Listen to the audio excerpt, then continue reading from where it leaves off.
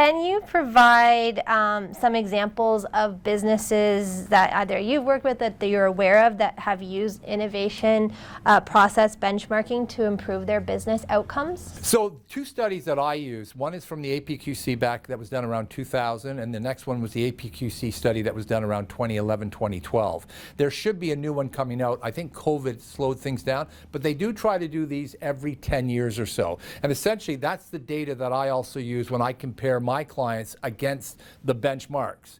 Now, those reports will provide, generally speaking, 1 to 4 companies will be profiled to give the reader some sense of how these organizations are doing. For my own clients and for the work that I do, I never reveal names. For the simple reason is that companies that benchmark, all right, and are actually then diligent about wanting to improve, they have a real significant competitive advantage potentially over their competitors. Right? So it's private to them. If they want to disclose, that's up to them, but I myself do not. I do have an example where a company that I work with in Chicago, it's about a $350 to $400 million a year chemical business, and I've been benchmarking them 4 times now over the last basically 4 years. Right? And what I was really impressed with is they weren't in a bad place 4 years ago, but they were average. All right, and they were below average in a couple of those areas, okay? But then after we benchmarked the first time around, I went back with some recommendations, and they then sat down and said, okay, we can't change everything, right? But what should we work on? And that's another thing, folks, if you're thinking about this. The benchmarking study then provides you with a number of different areas that maybe you're underperforming, but then it gives you also a chance to figure out where should we start and why, right? Because too often a client will say to me, let's benchmark. And they'll say, you know what, Michael, we know we're broken. How about you just help us fix it? It's like, no, we don't want to, you shouldn't do that, right? Benchmark yourself first so that you truly, you're drawing upon different people in the organization. If they said, oh, Michael, just do one benchmark yourself, like you just fill it out, it'd be like, that's terrible. You want to have, I do up to 50 people generally for, after 50, it doesn't, the numbers start coming together. But generally speaking, you want to have at least 5 people. That's a little light, but 5 people. But anywhere from 10 to 25, and this particular company generally is around 25, you get enough input from enough different people. I want to have input from executives. I want to have input from people who identify as being on the innovation team. I want to have input from people who say they might be a team member on a project, or a project manager, or the innovation owner, or the process owner. I want all those individuals themselves completing the study independently, and as we work with our clients, they know that no one ever sees the individual. It's aggregated, right? No one ever sees that. That way it's, you know that people can feel that they can be as honest as possible, right? We don't reveal. All we want to do is aggregate this stuff. But I want it from a different bunch of areas so that I can then break it down. And that's where I was talking about that one metric where I had 4 well, in this case it was 5 executives, and they were looking at that saying, you know what, it's kind of a different thing. And I said to the process owner afterwards, I said, so that's a good conversation. If you're not tracking this, it's probably a metric you should be, but it's up to you. But if you are tracking it, then you may have a communications issue. In other words, these individuals don't know what the correct number is. And that might be because someone is not communicating to the executive team or the innovation team or the leadership group the information that is vital to them, right? And nothing to do with innovation. This is now about communications. Mm-hmm. You see what I'm getting at? Yes. Right? A lot of moving parts here. So tell me, what are some best practices for conducting innovation process benchmarking that SMEs can do, keeping in mind, a lot of SMEs have limited resources? Sure. I think probably the most important thing, actually, I'll start at the end and work back, and that is, if you do choose to benchmark, and you've involved other people, which hopefully has been the case, right? And as a team, you've now sat down and you've looked at the feedback, etc., and that others who may not have been actually part of the review but have participated would be curious to know what the results are. 1, plan to share them. 2, plan to act on them. Have a plan. Nothing can disengage people more than being part of something like this and then not necessarily seeing any change, right? So if you're not planning on actually doing anything, don't do this. Don't spend the money on this. just don't do it. But if you really are serious about improving yourself, then make sure that once you get the results, you share them, you let others know, and then you also have a plan of how you're going to improve, where you're going to focus on, and why. Right. So where we go back with that then at the beginning is that best practices are, you want to ensure that you invite or involve only those people who are impacted by your innovation effort, and or if they impact it. By that I mean, if Michael Phillips is not a member of the executive team, but is asked to be on a product development team, right, then you would want to get feedback from me. Really of interest to you is to find out whether or not Michael feels that the innovation process actually helps him in his role. So that's one of the things that we benchmark, is we look at, does it actually make Michael Phillips, is it facilitate the work that he's doing? Is it actually a tool or resource for him? Too often, people find these processes become straitjackets. They become form-filling exercises where you have to check off the boxes. And that's not what this should be about. Yes, we don't want to create work. Precisely. If you're going to have me, it was Peter Drucker that said, nothing is more, I'm going to paraphrase this, but nothing is more inefficient than making people effective on doing the wrong things. Right. Right? Right. So if you're going to have people doing things, make sure that there's a real, you know, I give a lot of these courses on seminars and master classes all around the world, and one question I will always ask, and these are usually senior people, is, do you hire stupid people? And they're typically they'll go, what? And I say, well, do you? And they'll say, well, no, of course not. I said, well, then don't treat them like they are once they join you. Just because they're 4 levels down on the chart doesn't mean they don't know what's going on, right? So involve them, and then actually work with them to try to make things better. Because at the end of the day, don't fall in love with process.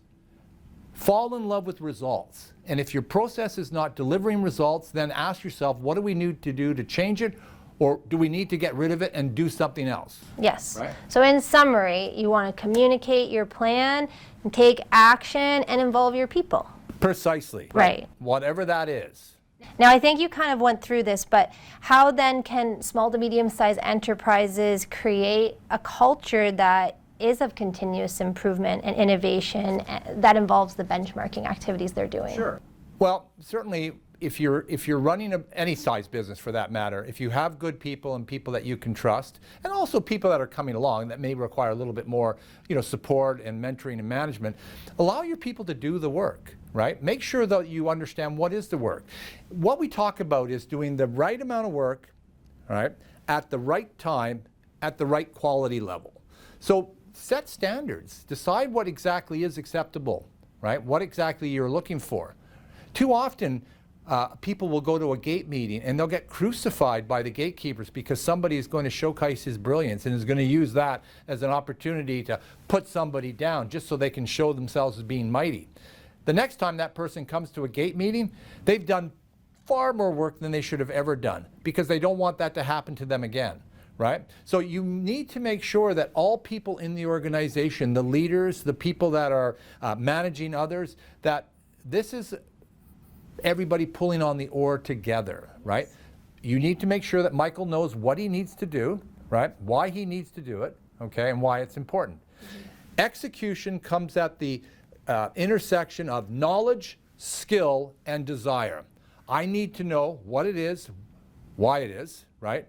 I need to make sure that I have the skills to do it, and I want to make sure that Michael actually is engaged and feels that this makes sense. Because if you don't have those three things coming together, right, then you won't actually have execution taking place, and that really is what you're trying to do. That makes sense. So set yourself up for success. Precisely. Now, I noticed that you brought in a few books. Would you like to share what these books are about?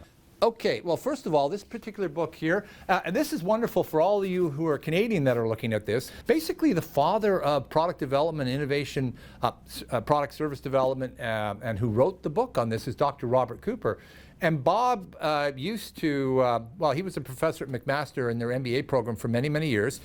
He started writing about and researching about StageGate in the early 80s. This is the 5th edition of this book. So if you're looking for a process, if you're looking for assistance on developing a process, this is the one you want to read. This is the Bible. And this was a Canadian that put this. What is this book called? It's called Winning at New Products by Dr. Robert Cooper. Now, what Cooper, and Bob and I are friends, we go back a long way, and I've worked with him and been around, and we've done presentations together, etc. Bob was interested in success. He wrote a book on why do some companies do really well, right? And other companies don't. And that led him to developing this process. This fellow, Ron Adner, and Ron has spoken at a couple of my conferences, really, really smart man. He's a professor down at Dartmouth College. And this is his first book called The Wide Lens. Ron was really interested in trying to understand, why do great innovations fail? Like, why would things that you and I would say, this is just genius, why didn't it work out? So Bob was interested in why things succeeded.